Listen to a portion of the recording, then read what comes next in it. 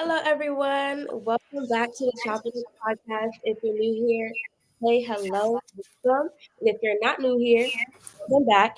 And today's theme, we are talking about Black women navigating workplaces. And we are very, very grateful to have Miss Laila Hood to the top of the podcast. So I'm going to pass it over to Nia Lisa, and she's going to talk a little more about Miss Laila.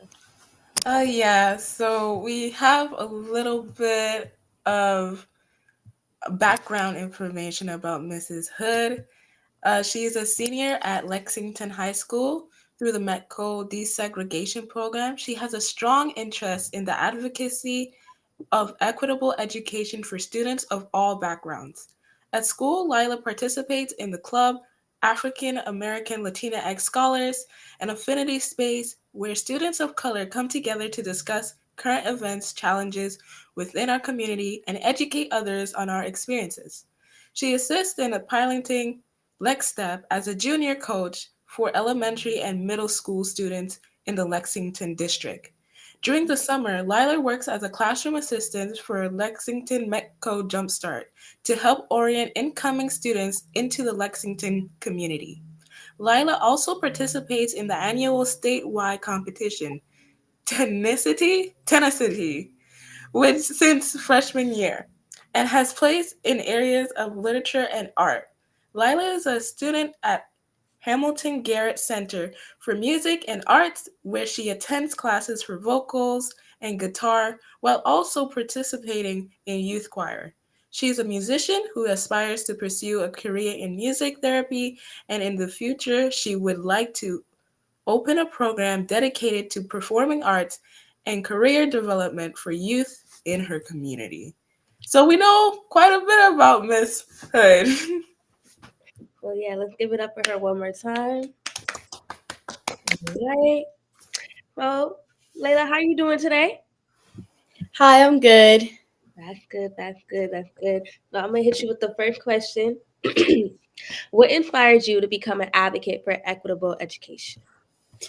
So initially, I was kind of shy actually about things that had to do with race and like education and stuff. I would literally in sixth grade, I would cry. Like they started talking about like Rosa Parks. I was crying. Like I was like, I don't want y'all to look at me while we talk about this. But I really grew for that. And as a junior, between my senior and junior year, I actually did a program that through Mecco, and I was a tour guide of Nubian Square, and I was like, for me looking back, that was like a huge step of growth for me because now I'm talking about like the history of Mecco and where that really started, and that job really opened a lot of doors for me, and I really enjoyed it. So that's what really inspired me to become an advocate because I seen how Mecco helped so many people and how much work they had to put in for Mecco to even become the program that it is today, and how Mecco helps with equitable education. So that's really how I decided, I want to be an advocate for education within my community because I think students of color should really have the same opportunity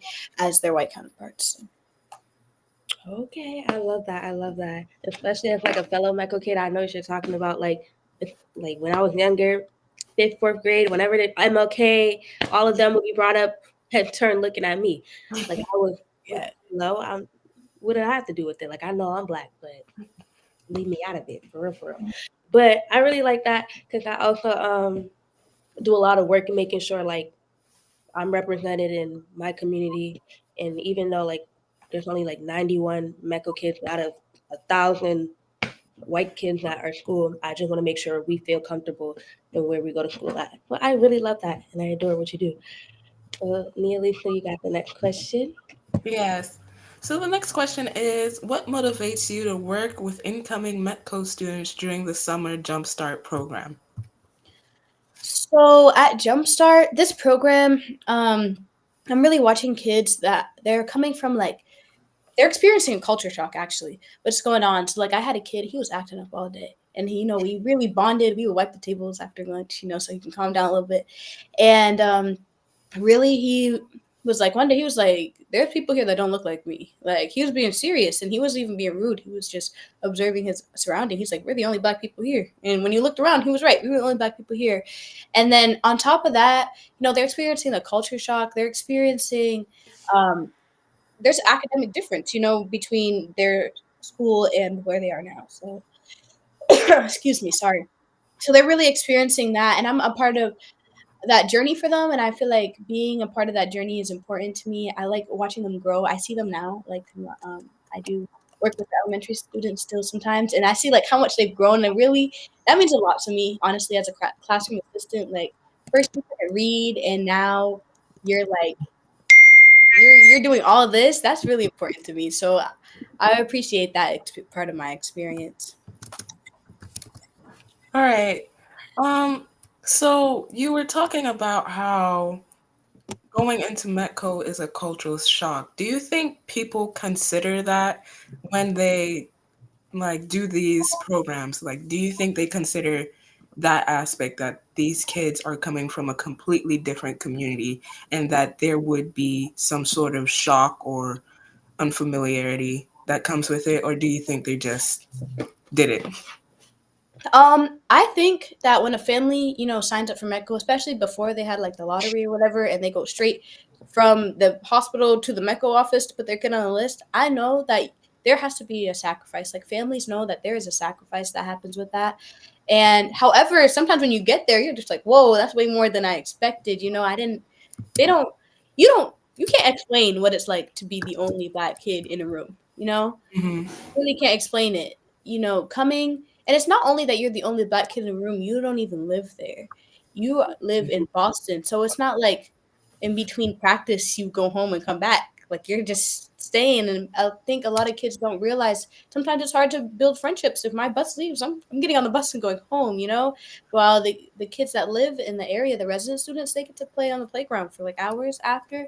And I think sometimes that people don't realize those small things impact their life. Like I remember I was in third grade, I think, and I was like, oh, we went to the corner store, and my classmates were like, what's the corner store? And I was like, what? Yeah. So, and then I had to sit there and like, I was like, the corner store, and we just really had a disconnect right there. But then it was a moment for me to also teach them what a corner store is. Like we have Boston's too big for us to be driving mad far, to get our food. You can just go if you need something quick, go to the corner store, and that was really a learning experience. My peers, I got closer to them through that, and then on top of that, people think MECO's only for the MECO student, when Yeah. that's not true. MECO's for the resident students and the MECO students. You're learning from them, they're learning from you, and people don't always notice that right away. They think, oh, you are just coming here to get a better education when I'm helping your education too. You wouldn't know, since I'm the only black kid here, you wouldn't even know how to interact with black people in an academic setting if me and my peers from MECO weren't here. So Yeah, I definitely feel that. Like I noticed that I think a lot of people do forget, like, yeah, we're coming, we're getting a better education, but we're helping y'all too. I'm telling you, if we were not here, you would not have the amount of diversity. There would be no diversity for real. And we're teaching y'all. I noticed that a lot of like my white counterparts, they're learning from me, especially the boys. They like, I don't know how to describe it, but like the Mecca boys definitely like teach their fellow white counterparts like about the black culture. hmm They definitely become interested in it and like just learn more. And like I love a Mecca for that. I admire it, and it's a great way. And I teach not only like my peers that are my age, but I teach my teachers about my culture, and they learn a lot. hmm So I think people do forget about that. But I do have a question. Can you tell us more about your role as a junior coach for Lex Step, and what impact do you hope it will have on the younger children? So Lex Step is actually one of my like favorite things. We have a team, so I mainly coach the middle school team and I help out with the elementary too. And it started last year, and you really see over time the kids build confidence. There's some kids you're like, I didn't even know you had rhythm, and look at you now, like you're really doing it. And Lex Step is open to resident kids and MECO kids. And MECO kid, just because you're a MECO kid doesn't mean you're black. There's also that, but it's open to anybody in our Lexington community that goes to the middle school or the elementary school. Um, and it's really important because I see, so like I'm into music therapy, and I like how music really helps people build confidence. And I think that starts outside the classroom. Like I want educational equity. I was like, I don't know if I want to work in the classroom, but I see how as a musician, I see how like music really helps with that. So we do our steps. It promotes like unity. Like music has been a source of unity in our culture forever.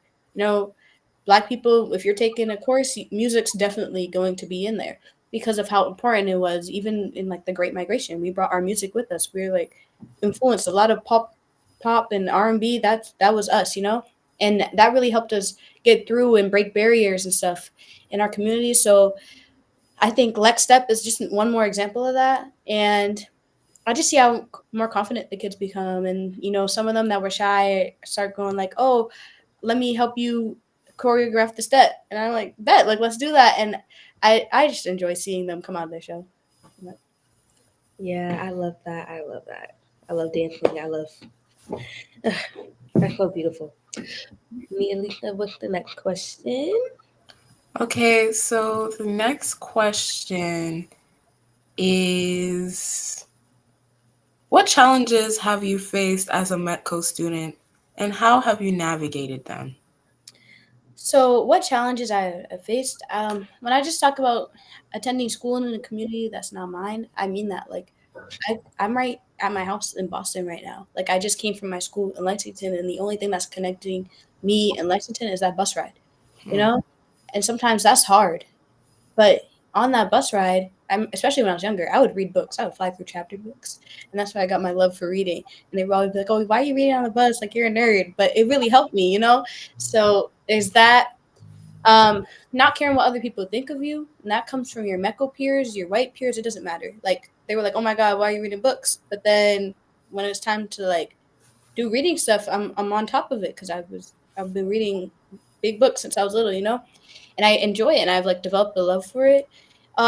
Simple things like time management, I think. Like being a medical student, I wake up like supposed to wake up at 5:30. Wake up at like 6. But I'm supposed to wake up at 5:30 and get on the bus. I actually like help bus monitor the middle school bus in the mornings and really you're on a bus with people, you're around people for a long time. It's not like every day, it's like since you were 6. You know what I mean? So you got to really navigate your friendships and relationships. People change and that's natural. And friendships change, which is natural. And it's not like anything you got to get mad at, but you're still with these people and these are your people because they're the only people that look like you in your school. So at the end of the day, you can't always just completely cut somebody off. You know, you're still gonna have to see them for like at least 2 hours a day, and that's really helped me with like conflict. Just yeah, just dealing with conflict, time management, stuff like that. Things like class participation. You know, there are times where you need to raise your hand and speak up, and it's unfortunate that sometimes the people in your class think that like you have all the knowledge of the black people in the whole world since black people were around. That don't even make sense to me, but it really happens, you know. I had a experience, a kid said the n-word and nobody said anything about him saying the n-word, but they all looked at me and I was like, so nobody was gonna check him for that. But at the same time, that's when I was like kind of shy about it. So that was, you know what, I was like, you know what, I'm gonna take this to the counselor, we're gonna figure this out, I'm gonna be mature about it. And that was like a big step for me, even doing that, because I was like, I don't want no problems with anybody, you know, I don't want to be like the people in the movies and stuff. But it's like everyday life, and you experience that kind of young as a medical student. But like looking back, I'm happy that I've been able to develop the skills to do stuff like that, even even if I'm not there 100%. I'm starting to develop those skills, and that means a lot to me. And then the last thing is like work ethic. You know, your work matters. People are watching you. People are sometimes, unfortunately, you represent your community more because you're a minority. So Mm-hmm. like, if all the black kids in the class aren't doing their work, the white kids are gonna look at you and be like, they don't do their work. Black people do their work, unfortunately. But that really is a push for us. You know, we gotta be on top of it sometimes, and not that that should be the way that we think about it, but I think that's really helped me, you know, get through my AP classes. I'm like, no, I need to represent my people good, you know? So I think about that sometimes. Yeah, I definitely feel you with that. Um, Back to the N word thing. So, did they like? How did what happened? If you could elaborate on it. So me and my friends have this joke that we have like an N-word fiasco every year. like the Mhm. annual N word fiasco. So every year, someone says the N word, and we're just yeah, and it's like, like when you first hear it. And now Yeah. that I'm a senior this year, I was like, y'all got that. Like I don't even know this person, but um, really, so in our school, at first I was upset because I was like, I'm not a confrontational person, just naturally. Mhm. And so, I would bring it to someone, an adult, or if someone else is in the room, I'll let them handle that. And sometimes I would take, the back end of it. But I think at first I didn't know that they were working with the kid that said it. And I was like, so why is he getting any discipline if I told an adult? And sometimes for Black kids in our school, we feel like when we bring things to adults, the problem's not getting fixed fast like they would for other things. Mhm. So that's a challenge, honestly. And apparently they were working with him, but I didn't know that. I was still sitting in class with you, like that was we were learning. It was something. Oh, it was that, and another time in that class, a kid we were learning about like the Haitian Revolution, and the kid started making monkey noises in the back, and I was like, "What?" Oh no. Oh my gosh, you keep No. saying words. That actually happened. And I was just like, and then he was like telling people, he was texting people that were in class, like, don't say I did it. I want to get into this private school. Oh, Well, you Yeah, thought about that beforehand. yeah, What? you said thought about that, but that's something like you would see in like a little TV show, right? But I was Mhm. I was living that, like actually. And sometimes it starts off with small things, like sometimes there's people that you're just cool with, and then all of a sudden you're just like, wait, like did you really? really just do that? Like I remember before he did the monkey thing, I was sitting and I was just minding my business, and there was like paper. I had my hair. Somebody had my hair out, and the paper. It was like paper. He was just flicking it, and I didn't immediately think he was flicking it into my hair, so I didn't say anything. And then after when I got home, I was like, wait, right? Oh Next thing, yeah, we're not no. tolerating that. But then it escalated. You know what I mean? So as a medical student, if you don't check things quickly, that's something I learned from that experience. If I don't check things immediately, it's just gonna escalate. So I'm happy. I'm not happy that I went through it, but I definitely learned from that experience. I can use that for the future, even like in my job. So But I can understand that because I remember very vividly. I was walking through the hall, minding my business, and it was like this random person who I never met before. They like just said the N word to me. I was like, Wow. and then it brings up the question of how much should you let slide, and then at what point do you step in? okay, so I think for this, I usually bring things to adults fast. Like I'm trying to graduate, really. Like I'm trying to. I'm here to get my education. I'm here to help y'all, but I'm here for me too. So I bring it to adults quick. Like I don't have time for all that sometimes. And I think if you have a good support system, like with your adults at your school, sometimes they drop the ball. I could say that. Like they do. And you have to intervene and you should stand up for yourself, obviously. And that's something I still work on to this day. And you should say something if someone's being racist to you or just check them low key. And you don't have to be all rude with your check. Something else I wrote down too is that not the N word. I'm not talking about the N word with this, but sometimes there are misunderstandings, like natural misunderstanding. Like, what's the corner store? And I could have been like, oh, she's talking about my community because she don't know what the corner store is, but she actually didn't know what I was talking about. You know what I mean? So there's some things you can have a mature conversation about, like mature and respectful conversation about, and then there's some things that you just got to take to admin. You can confront it and take it to admin because at the end of the day, you're there to get your education, stuff like that. Once it keeps happening, that's a lot on your brain. You're trying to do work. Like I'm here to do school, so if I have all that on my brain, that's not helping me. So that's when I would take it to admin. If what you're doing is not working, um, don't try too many times to see if it's going to work or not. If you do it the first time and it don't work, take it to admin immediately.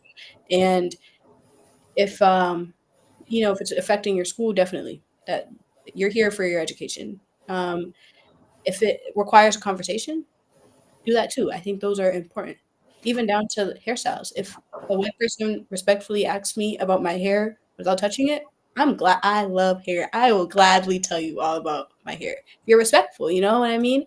So I just think that should be taken into consideration as well. Yeah. I think like if it's something like the N word or something really offensive, check them right then and there. and then talk to the admin about it, because you shouldn't have to deal with it. Like, you shouldn't have to call people out every time and have to, like, be the teacher. They should, if they're there and they watch that kid say the N word or do something offensive, they should call them out on it as well. You shouldn't have to, just because it was towards your community, you shouldn't have to speak up for them. Hmm. They can, like, they teachers know when you're uncomfortable, so they should call them out on it right then and there. But I would say, like, I don't like, I used to be like a non-confrontational person too. I still am. I'm really calm. I'm really chill for most part. But when it comes to that, I'm not letting that happen. Hmm. Like, I remember a kid called me Kuta Kensei, and my friend, Hmm. like, it was it was in like fifth grade, and I was like, I don't want to tell on him, like this, and that, third. And my best friend was like, no, you gotta tell on him. That's wrong. This, that, and the third. And then, like, I went to the teacher and I had to rat, but he learned. He learned not to call no black person Kuta Kensei, even though he didn't know what that meant. Yeah. You just gotta call them out and just, like you said. But a couple of things, a good conversation can always be had. Like, I have a class called RPI, Race, Power, and Identity, and people are afraid to, like, talk about, like, they don't want to be offensive, and that's what it was there. That's what we're here for. We're here to learn from each other and about each other. You don't have to tiptoe around. We know you're not, like, trying to be rude. Right. So there's a difference. If we know, you can tell when from, like, ignorance of them trying to be funny, or if they're genuinely, like, Yeah, like. yeah. People's intentions, that matters. Yeah. Um, so speaking on that, what is one thing you wish people understood about the MECO program? Um, I think I wish they understood that we're not only there for their benefit. Mm. That it's a two-way thing. I learn from you, you learn from me. Because I feel like even me, I didn't even realize that. Not gonna lie, till like a month ago. Yeah. Like honestly, like in my senior year, that was not. I was like, I'm just trying to get this education and leave, you know. But when I really thought about it, we have a class called Blacklit and Intro to Black Literature. We call it Blacklit, and in that class we have the discussions, like you said in your class, and um, those were like at first they were like hard, discussions. And our teacher, this other thing, I've never had a black teacher ever, Hmm. like kindergarten. Actually, not, I don't even in preschool, but kindergarten. I'm a senior. Never had a black teacher. There's only black staff that I've truly interacted with, like regularly, is my MECO staff. Yeah. And you know, just that experience in itself is like hard. Even so, black lit, not a black teacher. I'm not saying she does a bad job teaching that class, but we just know that you cannot teach from experience that you haven't had. And same thing, introduction to African American history. Great teacher, great class. However, he even said himself, I can't teach this from like the most pure perspective because he didn't live that experience.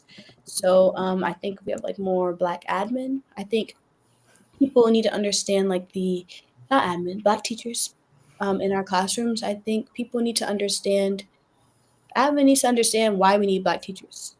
You know, Hmm. that's what I think people could understand about MECO students. Maybe MECO students are acting this way because they know that when they walk into the classroom, there's no one else that looks like Yeah. I definitely I don't know why they don't, like, feel the need to hire more people of color. them. Hmm. I And had we're talking about that, me and the teacher, and that was just a long combo. Hmm. Wait, Neely, so you're gonna talk? oh yeah, I was saying I had a school and they had a really weird like reverse. I wouldn't even say reverse psychology. It was weird. So basically, in the black schools or the schools that were primarily black, they said they'd have all white teachers. And they did. All white teachers. There was like no black teachers. And then in the all white schools, they'd have all black teachers. And they said that was supposed to be the quote unquote diversity. But to me, that just doesn't make sense. Um, and I can tell you right now that that method didn't work in terms of diversity because those kids had the most ignorant sort of perspective when it came to like other races and people. Like I remember there was one Asian teacher, right? And the problem was this Asian teacher came around like right after COVID. So people were just spewing blatant racism in his face, and he quit. And so I don't think just having a one race staff really accomplishes what they think it should. Yeah. Yeah. And I think we learned in psych, like kids learn sometimes if a kid's not responding to a teacher, they'll not responding if they just don't understand what the teacher's teaching. If you teach, if that's why they put us in buddies, that's why they make us do group projects, even though they're annoying, because you learn from your peers just as much as you learn from a teacher sometimes. So if you don't even have, any kids of color or anybody who's not your race around you, because I'm taught in school they talk about it academically, but I feel like that can even go on to social emotional learning stuff like that. So I think that's really important. And having black teachers and having more people of color in a school community really helps because two people can look the same when it comes to skin color, but have two totally different mindsets. But if you only meet one of them and you never ever met, like if you only met one black person and you never ever met any other black person in your life, then you might think that's how most black people think because but that's not true. You know what I mean? So that's why it's important to acknowledge that even though somebody may be a part of the same race or the same community, they may have different ideas on different topics, and that's okay. But you can't just take like if there's just one person representing the whole community, that can be a lot for that person. Yeah, Even like teaching wise, like that's a lot for one person. it definitely is. So, what advice would you give to other people of color who are navigating PWI or entering the MECO program? Um, don't doubt yourself. Like honestly, sometimes you're gonna sit in group projects and people are gonna act like you're dumb. I've had that experience before. When you're not, and maybe you just use a little AAV and a little slang, but that doesn't mean I'm like dumber than you at all or like intelligence wise. I think it's important to also take time to reflect on your day and like take it, acknowledge what happened that day, think about what you're gonna do better, think about what went wrong. You know, you got to keep moving forward. Things are gonna happen. They're gonna happen no matter where you are. Predominantly white school, predominantly black school. You got to learn how to bounce back from those challenges. Those setbacks are like truly opportunities for new opportunities. Like when you have a setback, you got to think about how am I going to use this to my advantage? Because if you have a setback and you just let that set you back forever, what is that really doing? Like, if you're gonna have a setback, at least bounce back, and show that setback. Like, come on now, like, and Yeah, then it's never too late to change like something about your life. Say you were the student that they were like, oh, she's dumb because she's black or whatever, and you believed it and you started acting like it, and say one day you're like, no, that's not me. Then walk in what you want to walk in. It doesn't matter what other people think of you. You can change that.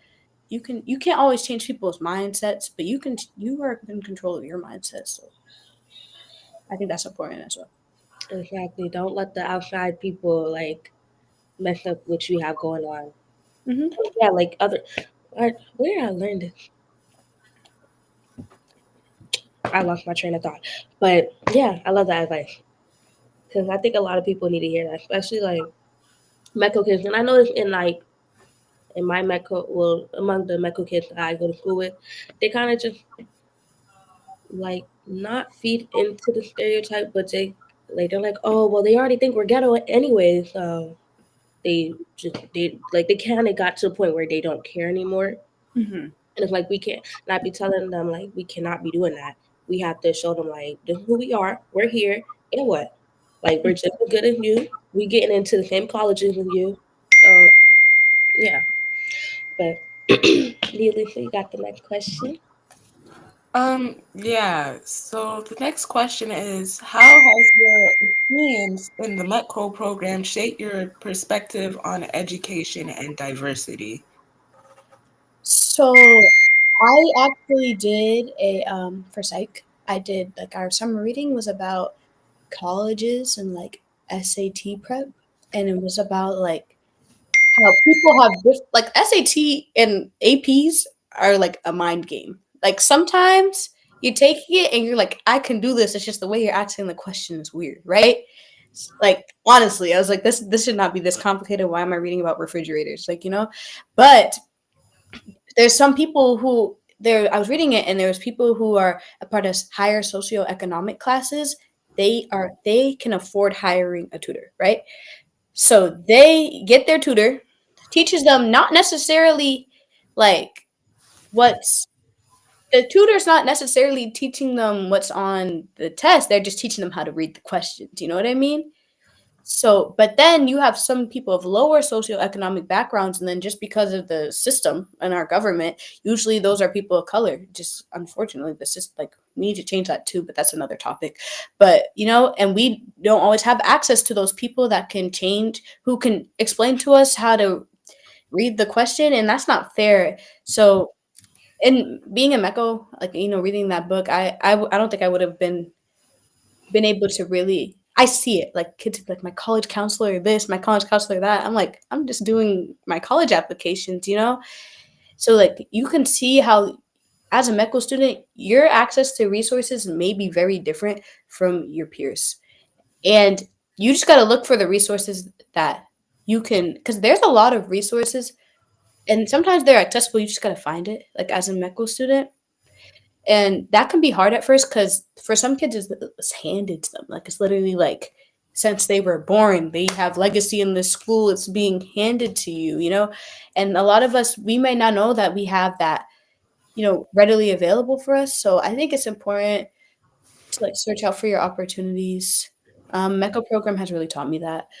And diversity and just in general for education and diversity, everybody's perspective matters in education. And education really, academics of education are important, but like what's the bigger picture? You know what I mean? So what's the bigger picture? What are we paying attention to? And that's what you learn in your social emotional learning. So that's what I think about Okay, okay. Right, now we have one final question for you. How do you see yourself continuing your work in advocacy beyond high school?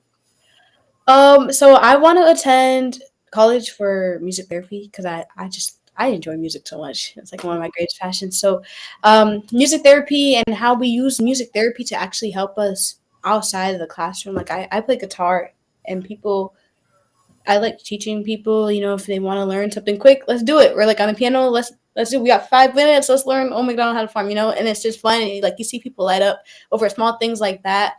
And it may seem like something small, but you don't know, like you could be helping someone unlock their confidence.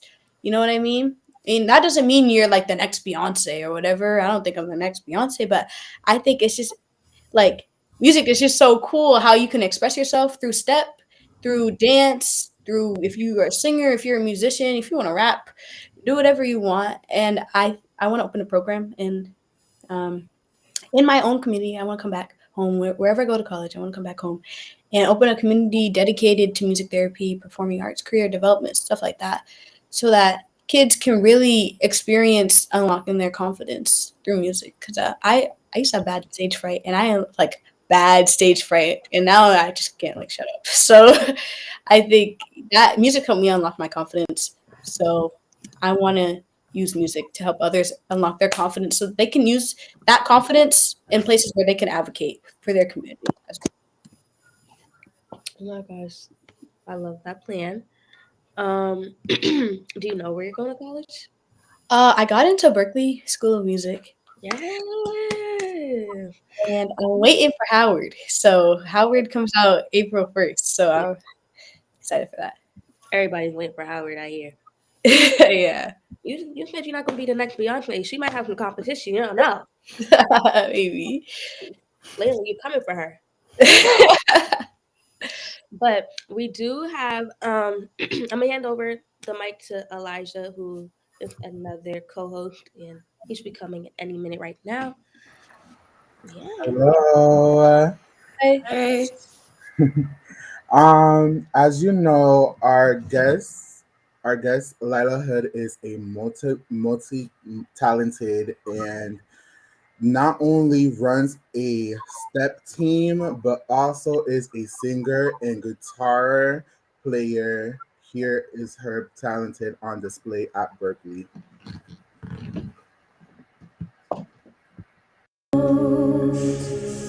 Jesus knows just how much it's cost you. So pour it out, pour it out.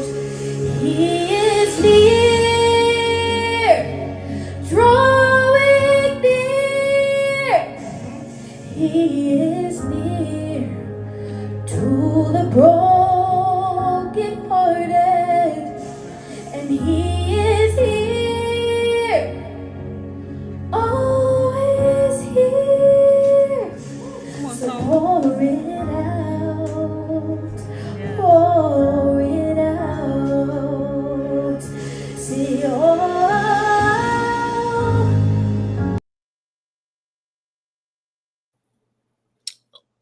Hello?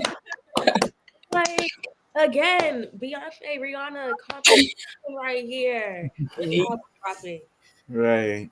Like, that was great. That was Thank you. so, thank you for coming today. Thank you for taking the time out your day and being here. Yes, I enjoyed it. I really enjoyed it. So y'all, this is the end of the podcast. Thank y'all for watching, and y'all know where to find us at the dot chop it up pod, Instagram, YouTube. We gotta make a TikTok too. So yeah, everybody have a wonderful evening, and bye.